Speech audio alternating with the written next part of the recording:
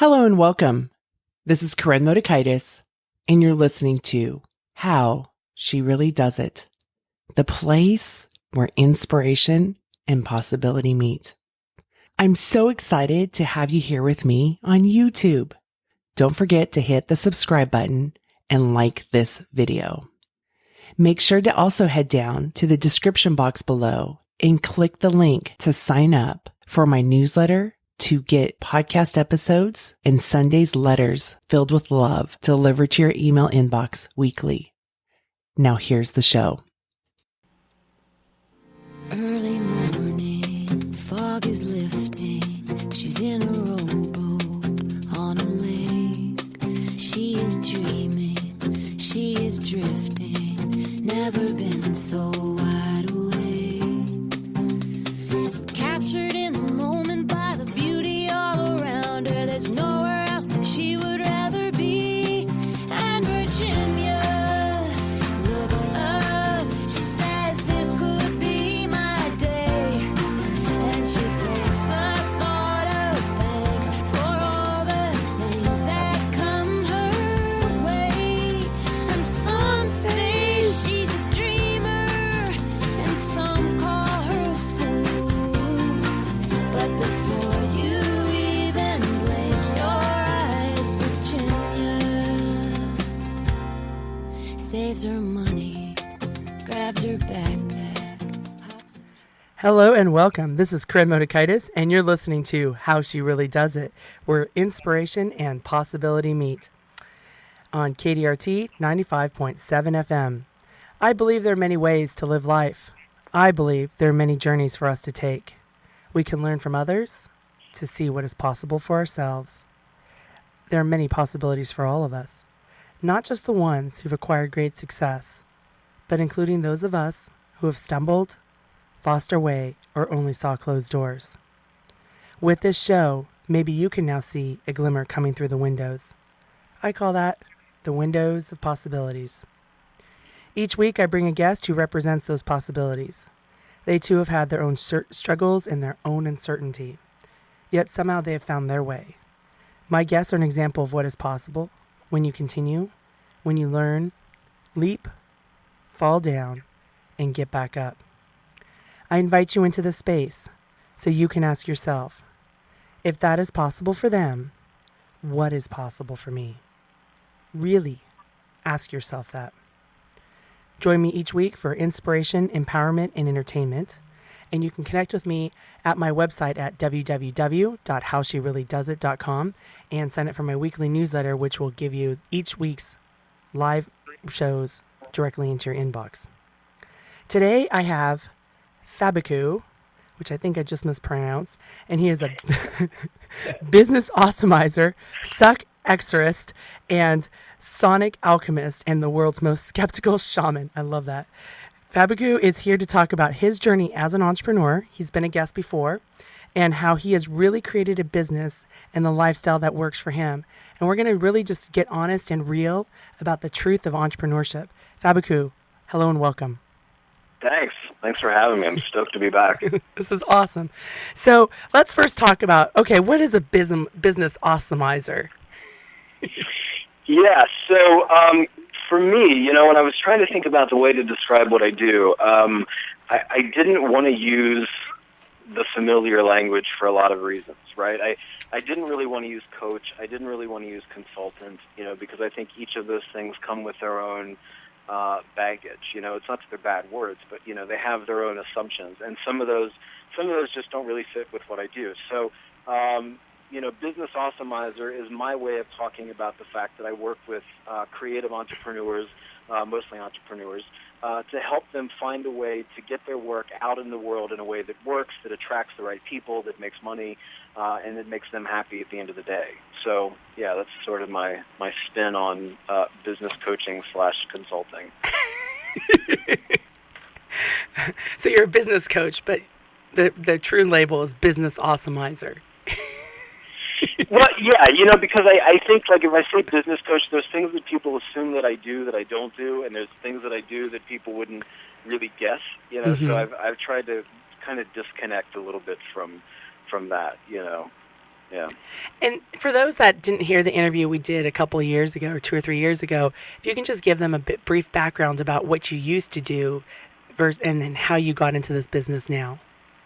Yeah, so, a lot of my work is centered around sound. I mean, I've spent really my whole life kind of immersed in this idea of sound as this kind of transformative agent, and if that initially sounds wacky to people, which I get, I think the easiest way to sort of plug into the idea is, the effect that music has on you when you get up at 5 in the morning and don't really want to go to the gym, but you have to, and you throw your headphones on and start playing the tunes, and all of a sudden, you're there and you're in your groove. So, a lot of my work has been centered on sound.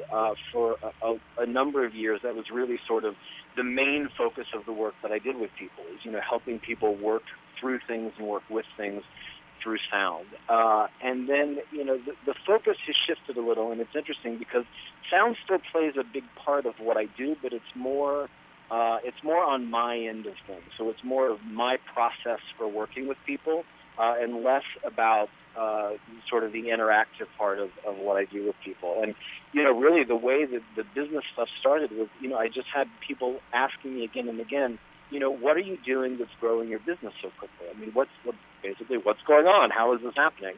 And I realized that there was a large group of people who had their own thing that they wanted to do, and just wanted, I think, maybe a little different take on some of the how do I do this bits of being an entrepreneur. And weren't you a corporate employee prior to all of this entrepreneurship? I was, yeah. So I spent some time in a painfully boring middle management cubicle job, and I one day just realized I didn't want to do it anymore, basically, and so I just walked in and quit, with no notice at all, and everyone around me thought I'd lost my mind, and all of that. It was one of those moments of what happened, But so I spent some time in the corporate world for a little bit. So for those that are listening, it's not that he's always been doing this entrepreneur thing, right? A lot of people could relate to you because they may have those jobs where they are, they feel stuck as well. Yeah, absolutely. And I think that was it. I mean, it's the one thing I don't like in the entrepreneur circles is there's usually this discussion that, working for somebody else is a bad thing, like, oh, those people that have jobs. I don't feel that way at all. I think sometimes that's the best thing that somebody can do is work for somebody else. But, for me, it was just clearly not the right thing for all kinds of different reasons. And so on this journey that you've been on as an entrepreneur, I mean, there's so many like get rich quick, or now there's the internet and you can make a lot of money, right? There's we used to see the moms who work from home, right? And they'd be on the telephone poles, but now we have this on the internet. What do you attribute to your personal success as an entrepreneur? Yeah. So, I mean, first of all, this idea of, the get rich quick thing, I think, unfortunately, the internet has made it a lot easier for that kind of nonsense to spread, and that's exactly what I think it is nonsense. There's every week, if you're in the online entrepreneurial circles, you're kind of bombarded with yet another person launching yet another magic blueprint program that'll, help you make 6 figures in 6 minutes and get a slimmer waistline at the same time. It's ridiculous, and so clearly I'm not a fan of those programs for a lot of reasons. One, I just don't think they work. I think they make really unrealistic promises, and I think that, one of the big things that's been essential for me that, I think is one of the sort of unsexy things that nobody likes to talk about, but one of the big things for me has just been persistence, the willingness to continue to keep showing up, even when things don't go the way I expected, even when things aren't looking great.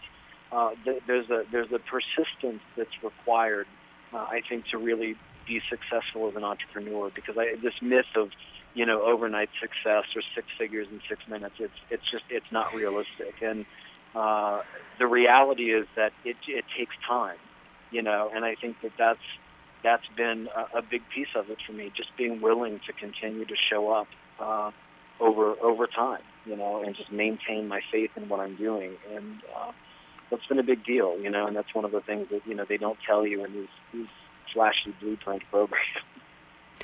How do you maintain faith? When especially now, I'm sure it's easier now, but when you were first starting out, how did you maintain faith? Yeah, and you're right.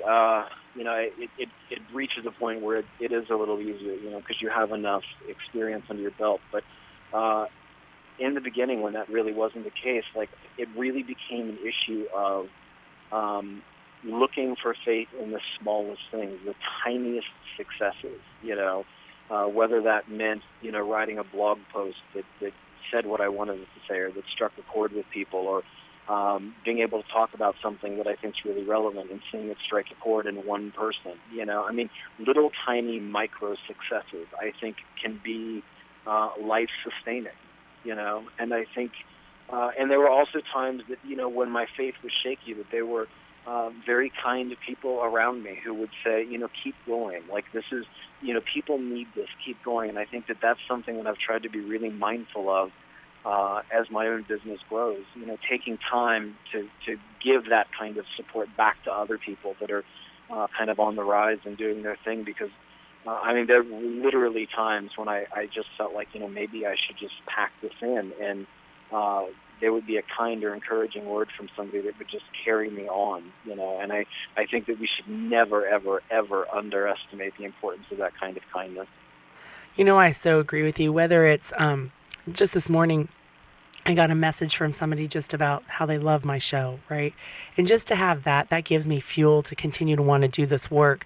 I want to do it intrinsically, but it's just nice when you're tired, when you're, I call it the dog days. It's like you kind of go with, like, how can I, what else can I do? What else do I have to say? Who else can I talk to? And you get something like that of, thank you so much for the show.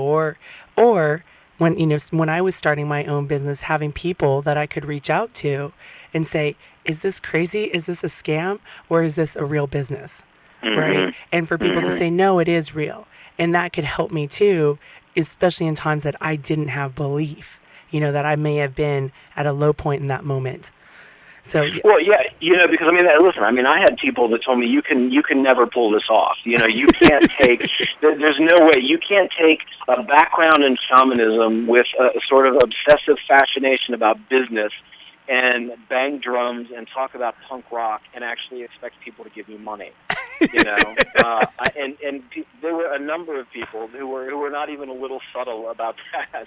So I think you're right. Having these little things that seem little but really aren't. It's like there's this lift that they give us that I think is so important. And the other thing that I think is important about this faith thing, and this is more something I've learned now as opposed to a few years ago, was that a lot of times there's things growing and things moving in a good direction that we can't see, right? So it's like this idea of a seed underground. The seed's there, and it's sprouting, and it's growing, but we can't see it yet. And I think that's one of the essential ideas to keep in mind. And I know it's hard when you're in that phase where you're like, where's the seed? I can't see it. But really, as someone that now I know in my bones that that's always true. And so, I think that that's one of those important messages to kind of pass back to people. There's almost always something cooking that you can't see, and so just keep moving because the seed is doing its thing. That's such a great visual, because I think about when my kids started gardening a few years ago with my husband, and they were, I don't know how old they were, 7 or so. And they would plant the seeds, and they would kind of look at the seeds and go, okay, the next day, where is it? Why hasn't it grown, right? And so often it's like we in the society are so caught up with that. If I do this, then this will happen, right? Like my weight loss clients, like, well, I'm listening to my body better. How come the weight's not coming off right away? I'm like, well, just relax. It's the process. Focus on the process.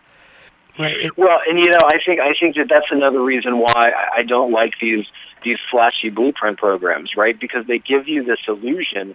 It's like they have this false sense of timing that you pay me this big chunk of money, you follow my 6 proven steps, and then at the end of these 6 weeks or 6 days or 6 minutes, you're just sitting on an enormous pile of cash. and that's just not how it works. And so I think that, it's like that works in the opposite direction of understanding the seed growing thing, because what happens is these people get to the end of this, whether it's a program or a book or whatever, and they feel like, why isn't this working for me? Everybody else clearly is sitting on a big pile of money but me. And then the really tragic part of that is then they assume that they don't have what it takes, or their thing's not good enough, or nobody wants what they have to offer. And then, they turn their back on it. And I think it's tragic when that happens, especially when that comes from this place, these really misplaced perceptions about timing and how this all works and how seeds grow. Oh, yes. I so agree with you, because people self-eliminate because they don't believe that it's possible for themselves, or they compare and despair with not factual information, right? Absolutely. It's like, yeah. Well, if absolutely. I can't follow these 6 steps, then I must be a loser, or I'm a failure. Of course it doesn't work for me. Instead of, well, maybe the 6 steps is a marketing ploy to sell a book. And, like I always tell my clients, I'm like, look, weight loss isn't that simple in a sense that yes, you eat less, you move more, but there's all these messages that go on in our head, like just even with, do I waste food or not? Right? There's a ton of conditioning that we have. And so it's about paying attention to that.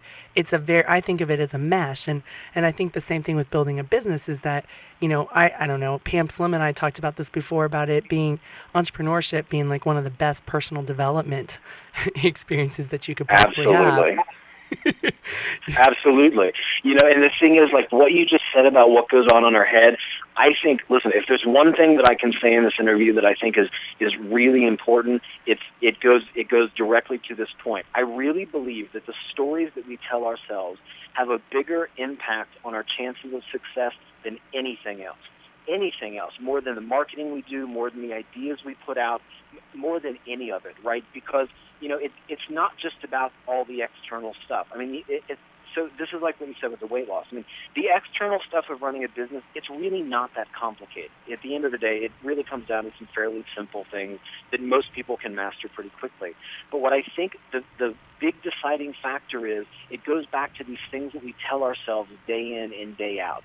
And if we spend our time trying to build a business and putting this external stuff in place, but the whole time we're telling ourselves, I'm no good, this is a stupid idea, there's no way I can do this, I'll never succeed, you're really in a bad place, right? And I've talked to enough people that have achieved a level of success that I know these stories play a much bigger role than we ever realize. And the problem is, most of this stuff just goes on so habitually that we don't even notice it, And I think that, I think the job of any entrepreneur, any hopeful entrepreneur, is to get real about the stories you tell yourself, and to consciously check these stories and ask yourself if these stories are pointing you in a good direction or not. Because I really believe at the end of the day that has a much more radical impact on your success than really anything else. So your background is with sound, and my background is in athletics with swimming. And so that's always kind of like my testing ground. Like I try out a lot of this stuff that I learn about human behavior, and I look at it in the sport of swimming because it's something I've been involved with for 32 years. And just recently, my husband coached an athlete who made the Olympic team, and it's been phenomenal just to watch, because I've known this guy for about 7 years, the athlete, and it's been phenomenal just to watch how his brain worked and to watch the mindset. And exactly what you're talking about is the stories that he told himself. One of the things he said in countless interviews is that my coach believed in me, and many times he believed in me far before I ever believed in myself, but he kept believing in me. And after a while, I started believing in myself, right? And the things that they did to build evidence, and it wasn't just positive affirmations of, oh, this is a pie in the sky dream. They created concrete evidence along the way. And it was all stair-stepped. And it wasn't just this linear path straight up the mountain. It was, a very windy road with some big dips in it, And, but it was interesting because it's so much about, like, I can see so much evidence about how powerful the mind is, and how it helps you get out of your own way. And the same thing with business or with weight loss or anything that we do. The mindset is just phenomenal that we can have, and how it can eliminate us. How we can eliminate ourselves. Yeah, I mean, I think it's such a vital piece. Like one of my basic ideas that I work from is that there's an inner and outer component to everything, including success or relationship or weight loss or whatever it is. And I think the problem, the challenge that most people have when they're trying to do their thing and be an entrepreneur is the focus is almost always on the outer stuff, building the website, writing the copy, how do I send a newsletter, all of that. And there's not so much focus on the inner stuff. What am I telling myself? How am I showing up? What are my biggest fears? What are my biggest wounds? How does that affect my ability to do this work, right? And I think what happens is, what I know for a fact is that once you get the outer stuff and the inner stuff lined up, you almost become super conductive, right? Like the resistance drops, the momentum picks up, possibilities happen in ways that just never seemed possible before, because it's like there's this total coherence, right? And when that doesn't happen, there's this weird tug of war that's going on. And because most people don't automatically get the outer and inner parts of things, most people try to solve that tug of war by spending more time shuffling the outer stuff around, right? Like, well, it must be a problem with my copy or my website, or I'm not blogging enough, or I'm not on Twitter enough. It's never that. It's never about that, ever. In any case, is it ever about that. At the end of the day, it always comes back to some kind of inner thing that's shaping the outer thing, And when we get that, and when we can dig into that and put the focus there, the results I've seen from that with myself and with clients have been nothing short of mind-blowing. It's just unbelievable. Don't you think that when you answer those questions, and those are great questions, when you answer those questions, there's a point of where you're being honest with yourself? And that authenticity, that honesty is what translates to other people out there. Absolutely, right. And I think this goes back to what you were saying, about the entrepreneurship is a self-development thing. I think that's it exactly, right. I think that it's this amazing opportunity for growth and transformation and in progress in ways that we never imagined. Because so for me, for example, I was really hesitant for a long time to put my stuff out there. Like I would create things and then I would just stall putting them out there, or I would stick up a sales page quietly and then never tell anybody about it, just assume people are going to psychically know it's there. It's just ridiculous, right? And what I started to realize, like, I really had to get real and ask myself, like, what's behind this? And at the end of the day, it all came back to this, what for me feels like this root wound of fear of rejection. That feels like total annihilation to me. So I would rather put something out there and never tell anybody about it than put it out there and people say, wow, that's terrible. And so that affected my marketing in a massive way, and it affected my business and my bottom line and all of it.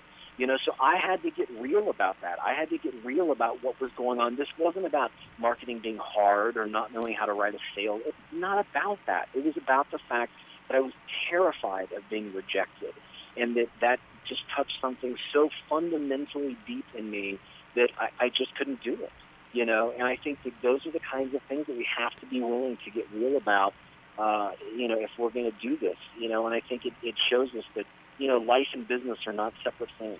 We can't put these in boxes and treat them as different things. They're all deeply, deeply connected. So how did you overcome your fear of rejection? I don't know if I have. I think I am in a much better place with it than I was a couple of years ago. But for me, I think a lot of what it's been about is sort of slowly putting more of who I am out there. For a year or so, and mainly it was through blogging and interviews and conversations and things. But it would feel a little bit like just kind of dipping my toe in and seeing if it was okay. And every time I did, I was sure this was going to be the blog post or the interview that just completely ruined my career. And of course, it never was. It never was. And not only was it never that, those are always the things that struck the greatest chords with people and that moved me forward within myself and within my business. And at some point, I started to trust that enough so that the momentum around putting the you-ness out there started to pick up, and that in and of itself has been a profoundly healing thing, to know that I can show up who I am with all of my quirks and weirdness and all of that, and and that not only is it okay, but it's welcomed, it's wanted, it's appreciated, it's valued. But it's been a process, and it hasn't just been a, boom, I'm done with this kind of thing. It's been a process. I appreciate using that word process. That's what my key words are: process, practice, process, practice. Let go of the end result. People are like, I'm tired of hearing about practice. I'm like, it is about practice. If you want to learn how to swim, you have to show up in the pool and practice every day. I can teach anybody how to swim, no matter what their fear level is. Some people may take longer than others, but I can teach you. But you have to get in the pool. Right? And I think that's the same thing with building a business, losing weight, any of the stuff, becoming an Olympian. It's all about the process. Yeah. But we've been sold this bill of goods. Right, and that's it, right? It's like you said. I mean, I understand clearly the inner and the outer pieces that it takes to build a successful business that will make you happy, will make you money, and will allow you to be of service in the world. And I can give that to anybody, regardless of where they're at. But they have to take it and do something with it, right? I mean, that's it. You can't knock somebody into the pool and force them to swim. I mean, that's not the way it works. This stuff works. I know beyond any doubt that it works. But people have to take it and they have to run with it. And that goes back to the stories. That goes back to the stuff that they tell themselves.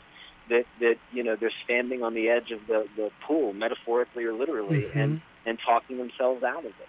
And, it's big stuff.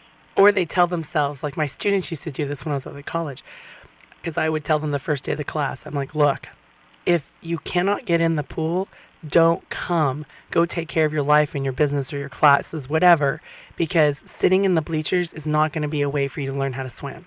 You only get credit if you actually get in the pool. Right? Because it's about being and doing and living that, not sitting and being a bystander and watching.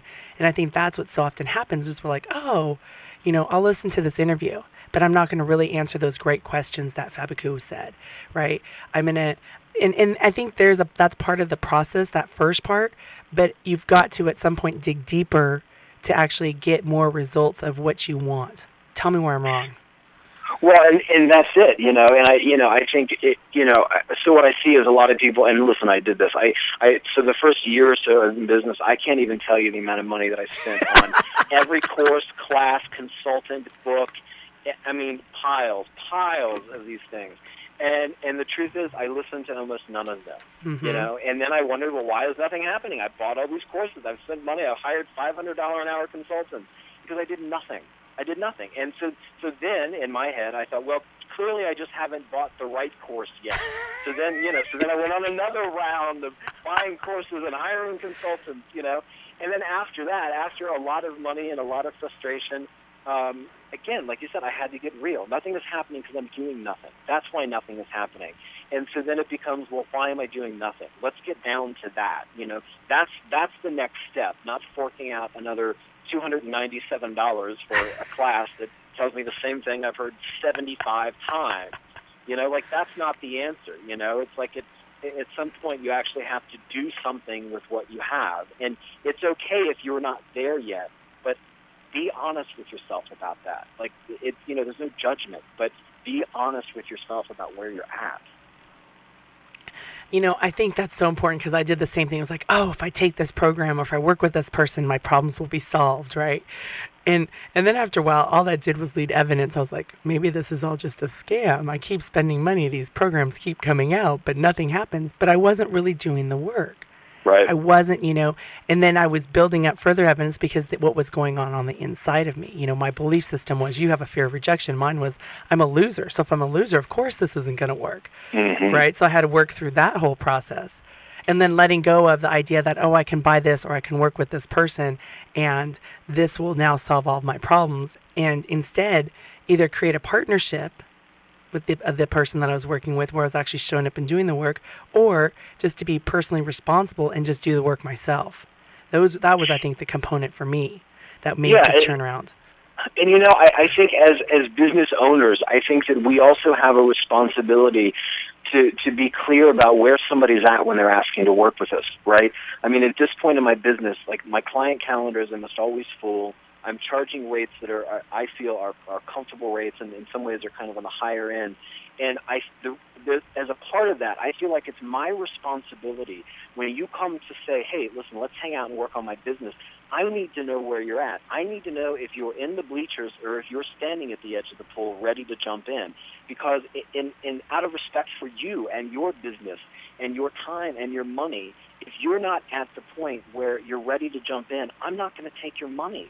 I'm not going to take your money and put you on the calendar and spend your time and my time if you're not there yet. And I think that, that there's that element of responsibility that I wish I saw more of, as opposed to just, here's my money, let me give it to you, regardless of really whether this is the right program or the right fit or if I'm in the right place. I think that there's a filtering that's important, and at least for me in my own business, I feel a pretty heavy responsibility to do that.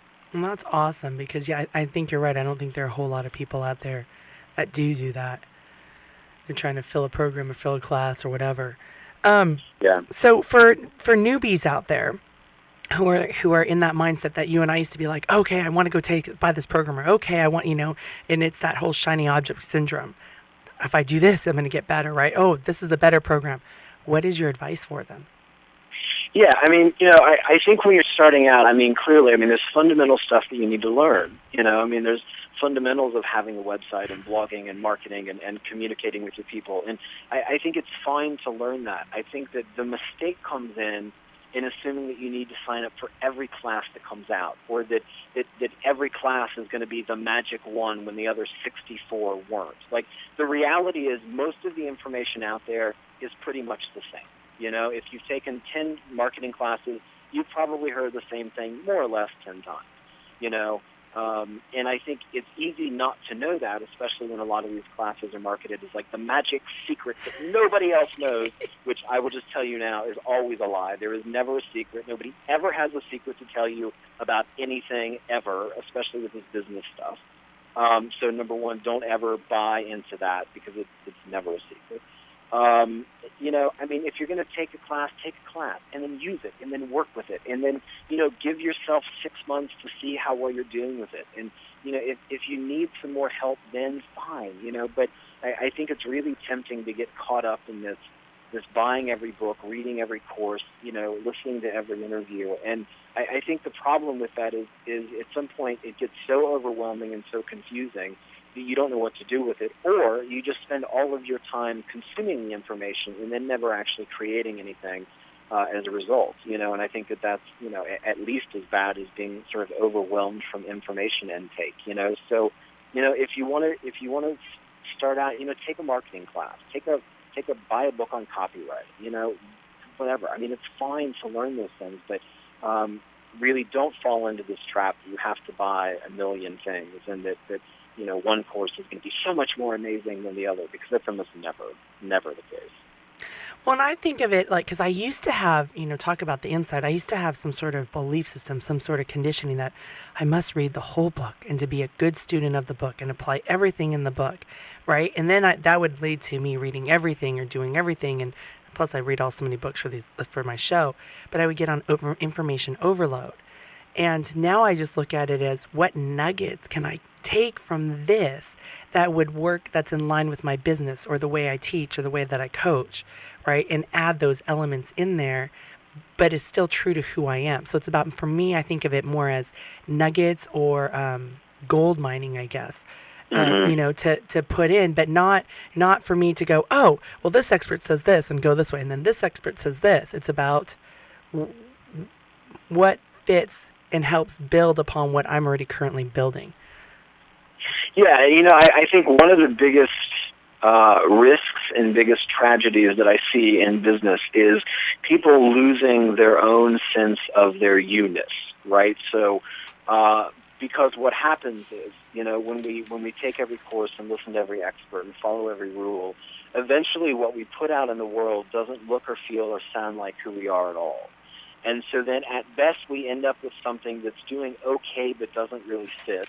And at worst, and what happens most of the time, is we end up with something that does nothing at all in terms of money or response or any of that, because it doesn't feel like us to us, and it doesn't feel like us to the people that are viewing it. And so I think that's the other risk with this sort of ravenous consumption of ideas and ways of doing things, is that we lose who we are, you know. And I think what I know for myself, that, you know, going back to the question of, you know, what do I attribute my success to, I know beyond any doubt that my success has increased in direct proportion to the degree that I put who I am out there in the world. You know, putting my you-ness out there increasingly has directly increased my success in practical ways, in terms of calendar, bottom line, money, all of it, you know. And I think that people risk losing that when they pile on all of these information. You know, like, it reminds me of friends that I've known that have gone to art school and then have come out on the other side completely detached from their own art, and they just produce art that looks like art school, you know.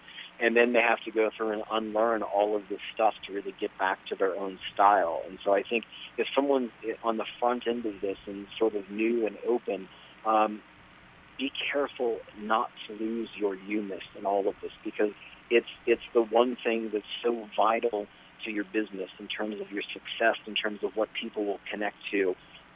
You have to guard that you-ness in every possible way. You know, and I think that's so important, because I know, and there's a risk, right? Because you're being vulnerable. You're willing to open yourself up to people where they can get to know you and make a comment. Yeah, I mean, I think it takes extraordinary vulnerability, and it can be terrifying. You know, I mean, that goes back to the fear of rejection stuff we talked about. You know, I thought, you know, if I talk about the fact that I love Batman, or I bang drums, and then say, you know, pay me X per hour for coaching, people would say you are out of your mind, you know. And the truth is the exact opposite has happened. But going into it, I was terrified, you know, because I think it's easier, you know, to put this persona out there, and then, well, if it fails, well, fine, you know, because, you know, they didn't know who I really was anyway. But, you know, when you put that you-ness out there and sort of this full transmission of who you are, it can feel like this life or death situation in a lot of ways. So I understand that life or death, because I've always had this fear of writing, even though I'm supposed to be writing a book, but I've had this fear of writing since university, because one of my teammates used to tell me I was a horrible writer, because she was always proofing my papers, but I was also writing for like horrible subject matters too. But so, you know, I don't tend to blog a whole lot on my personal website or on my business website, but over the past month, I've been doing a lot of writing and sending out to some lists of people, and, you know, and it was like, I finally just decided, look, if they don't like this, they can delete it.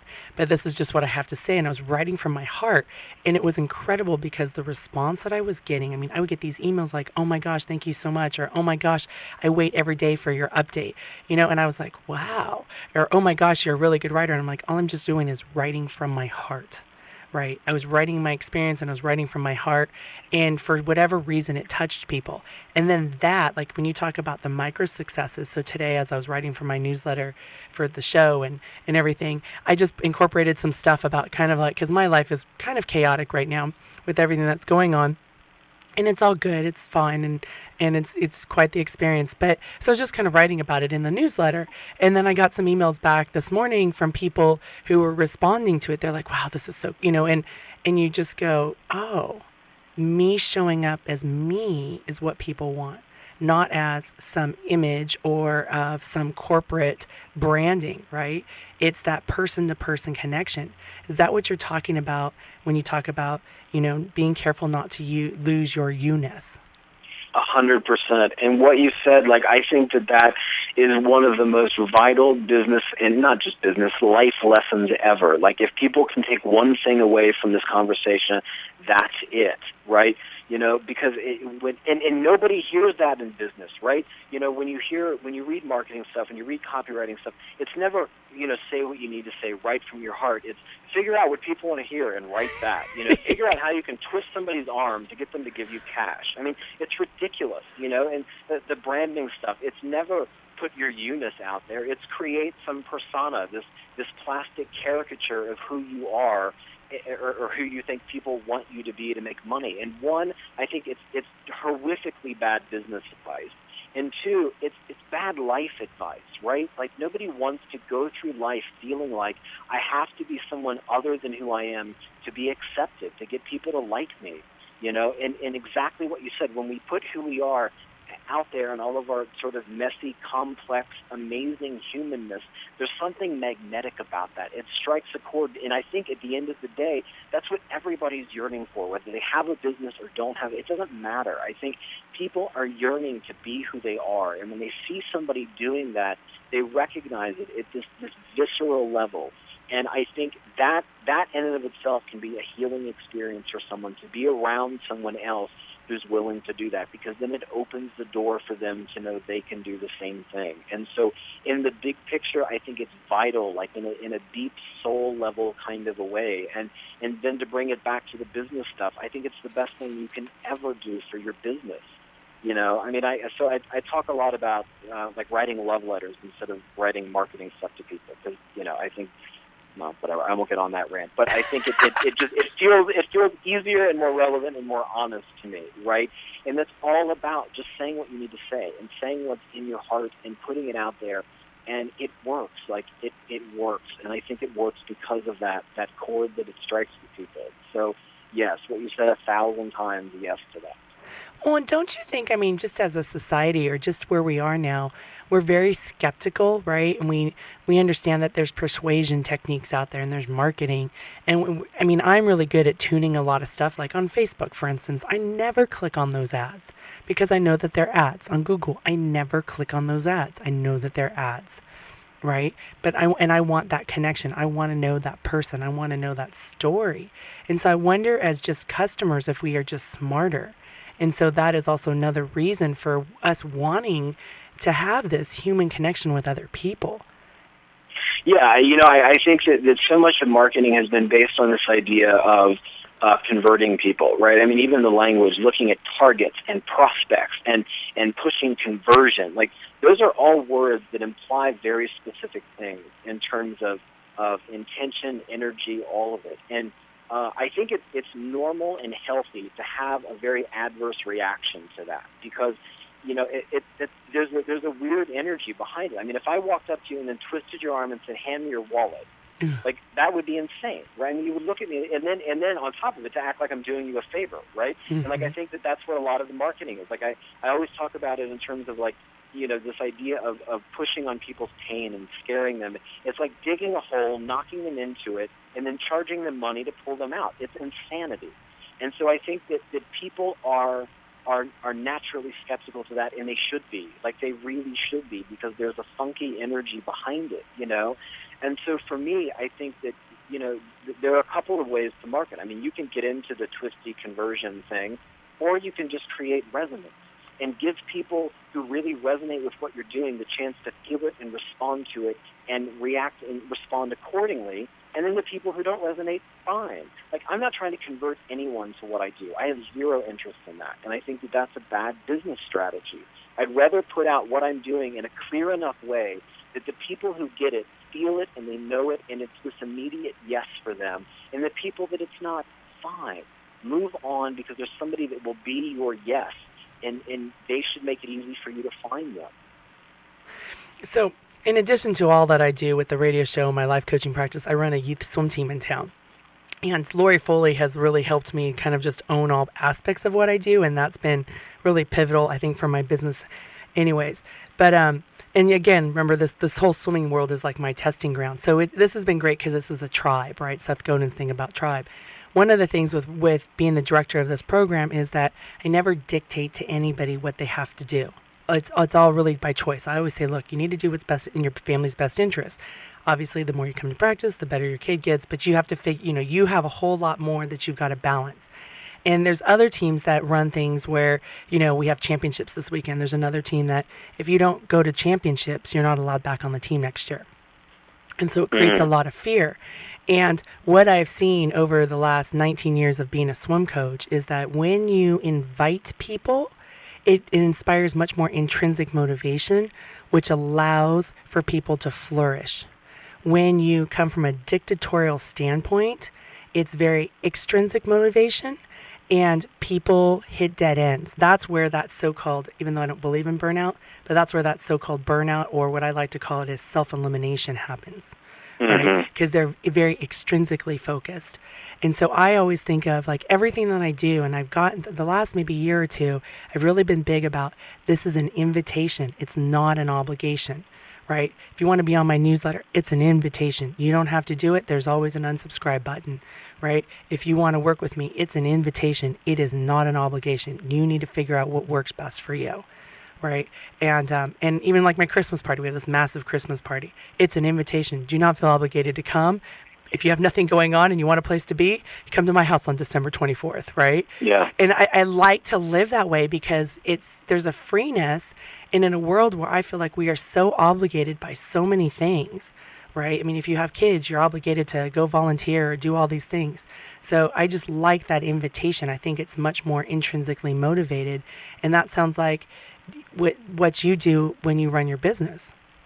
Yeah, I mean, I think this idea of an invitation is perfect. I mean, that goes to the resonance. I mean, there's an opportunity. If you dig it, show up. If not, move on. It's fine. Like, it's completely fine, And I think for me, like, I really believe in terms of business and marketing and life and everything else, like, there's only ever two choices, love and fear. That's it. It all comes down to that. And that's true whether you're writing a sales page or whether you're entering a new relationship or whether you're trying to lose weight or whatever it is. Every choice always comes down to love or fear. And I refuse to write a sales page that makes you feel like your life is going to be miserable unless you give me money. Because one, it's a lie, and two, I think there's a heavy kind of karmic thing with that I don't dig. Like, that's an expensive way to make money, and I'm not into it. So because I think marketing from that place assumes a brokenness in people that I know for a fact is a lie. And so for me, I assume bigness, not brokenness. So let's start from that place. You don't need what I do because you're broken and need to be fixed. What I do might be helpful because you have this bigness that the world needs.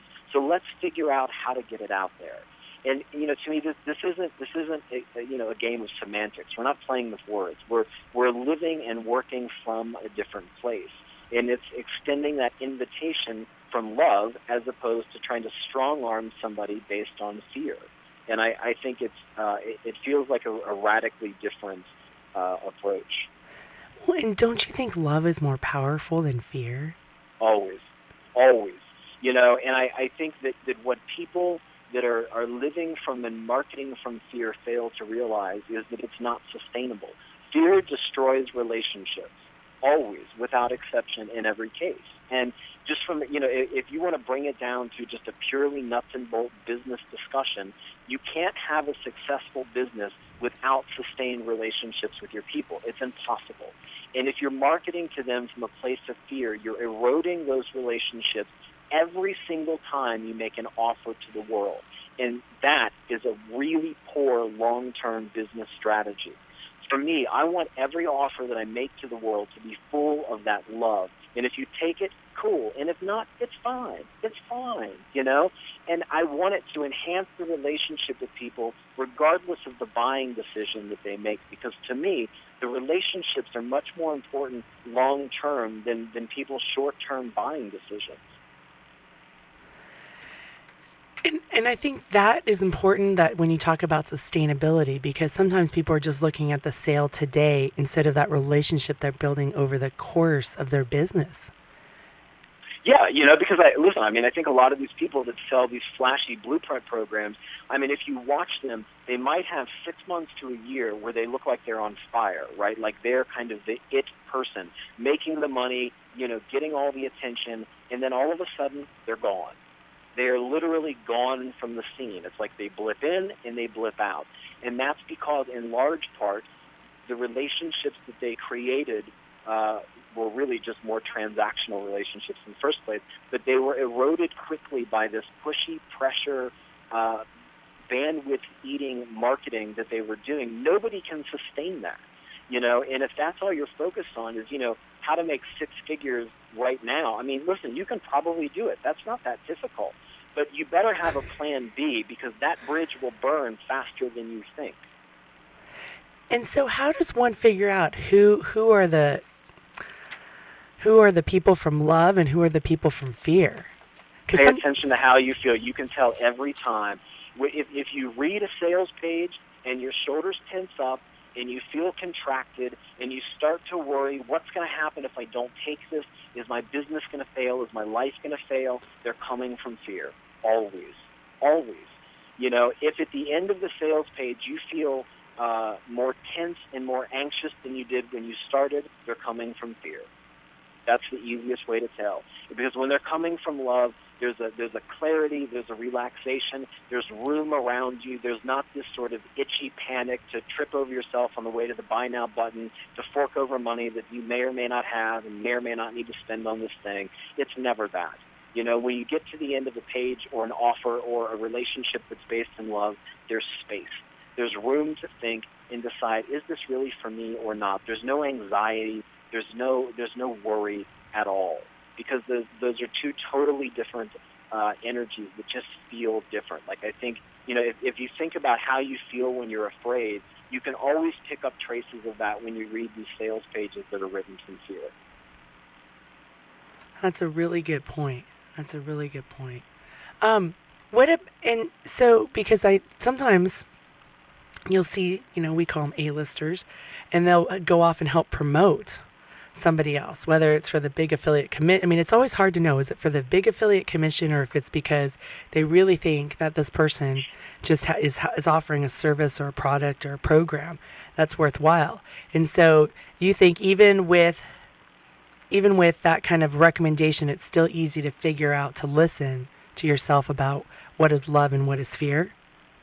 Yeah, I mean, listen, I think affiliate marketing is hopelessly broken. I mean, I think the way that it's done now is broken in a way that's beyond repair. I think the entire model needs to be set on fire and rebuilt, because unfortunately it's become a game of, selling your reputation for money.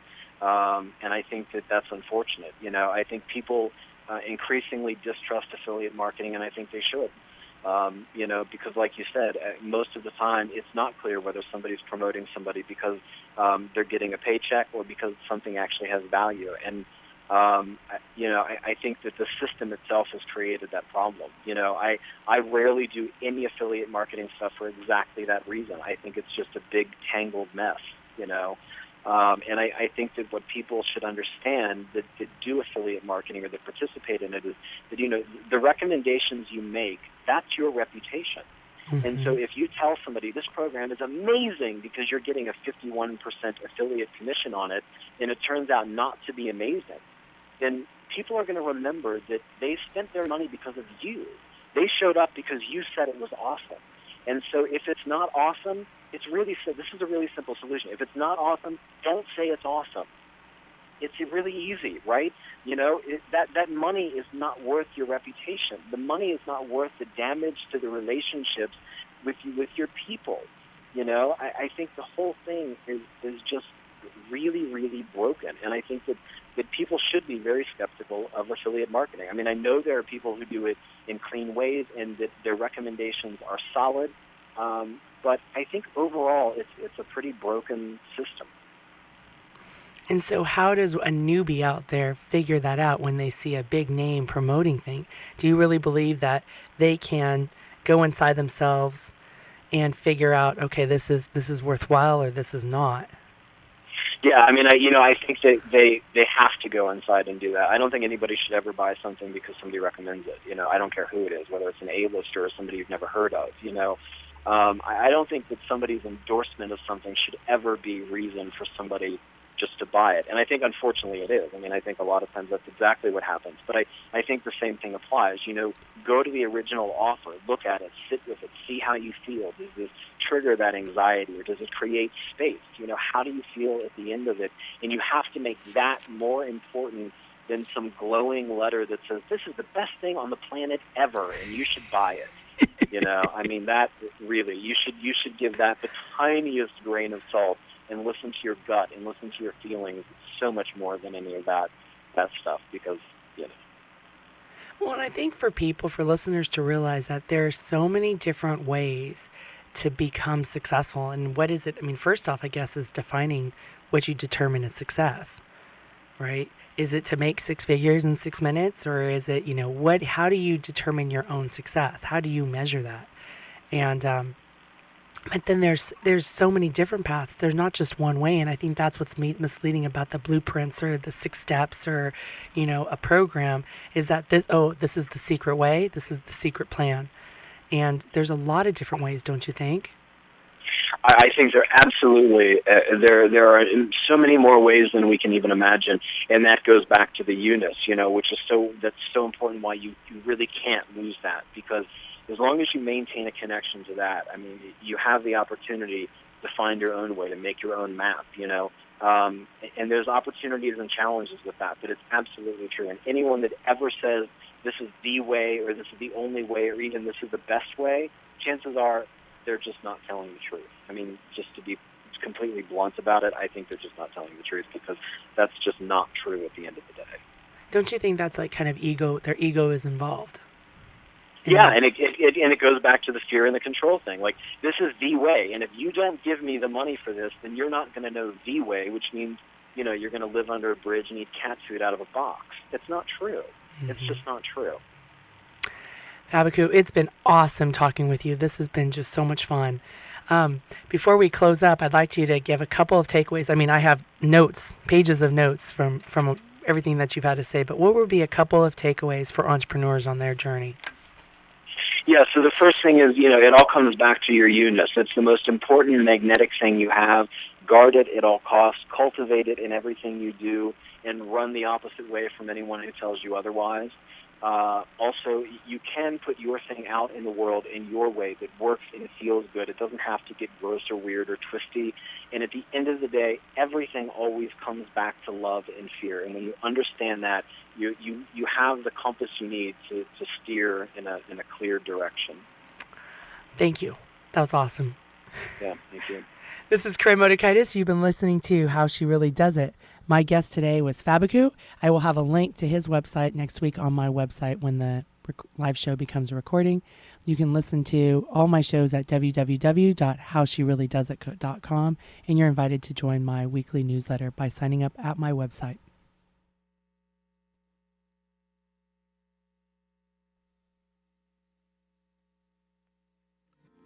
Early morning, fog is lifting. She's in a rowboat on a lake. She is dreaming, she is drifting. Never been so wide awake.